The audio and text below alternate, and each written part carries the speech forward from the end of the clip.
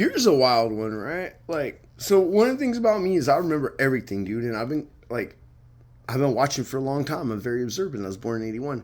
One thing I've noticed is week through week, right? There's always a scandal, some congressman, and this has been going back probably since the mid 2000s, and because before that it never got reported. But this is what I want you to think about, right? How many cold cases are solved through DNA evidence? Because back when the crime was committed, there wasn't any DNA, so you just get away with it, right?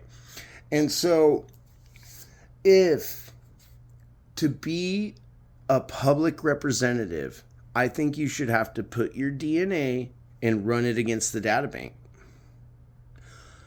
Bro, think if we took all the DNA from all the officials in Washington, D.C., how many cold cases we would solve. 20, 30 years ago, man, sexual abuse and violence was practically legal. You pick the right victim. As long as nobody cried too much, you get away with it. Why do you think all these trucker serial killers were killing prostitutes? Yeah, because back then it was hard to account for a prostitute because you didn't have the technology. Just think about that. If to be a member, like a public official in Washington, D.C., you had to take your DNA and run it against all the cold cases. And even then, that wouldn't do that great of a job. Go ahead and Google how many rape kits are backlogged.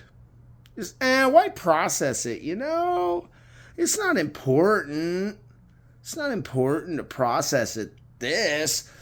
What's important is if we find a black kid with a little crack and a little 380 in his pocket and give him life. Yeah. Dude, I'm going to tell you this right now, bro. I'd rather have from the 90s, I'd rather have the black crack dealer in my neighborhood than the Epstein elites running around disappearing children.